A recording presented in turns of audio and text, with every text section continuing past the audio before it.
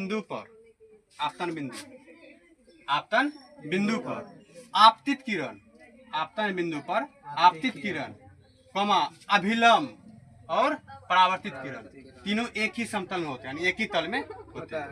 यानी आपतन बिंदु पर आपतित किरण, अभिलंब और परावर्तित किरण तीनों हमेशा एक ही तल में होता है। दूसरा नियम क्या है कि आपतन कोण यानी आई, आपतन कोण यानी आई, आपतन कोण परावर्तन कोण के बराबर होता है, हमेशा बराबर होता है। आपतन कोण हमेशा परावर्तन कोण के बराबर होता है। अर्थात तुम लिख सकते हो, अर्थात कोण आई बराबर कोण आर। आई कौन सा एंगल है?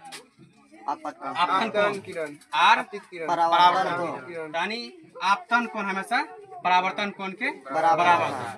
तो प्रकाश के परावर्तन के कितने नियम? दो नियम। कौन कौन? आपतन बिंदु पर आपतित किरण, अभिलंब और परावर्तित किरण तीनों हमेशा एक ही तल में होता है। उसका दूसरा नियम, आपतन कोण हमेशा परावर्तन कोण के बराबर होता है। कोण आई बराबर कोण आर। अगर क्वेश्चन में पूछे किरण आरेख से दर्शाइए तो फिगर बनाना, नहीं तो नहीं बनाना। क्वेश्चन क्या पूछे? प्रकाश के परावर्तन के नियमों को लिखे और इसे किरण आरेख द्वारा दर्शाए। तो प्रकाश के परावर्तन कितने नियम? दो नियम।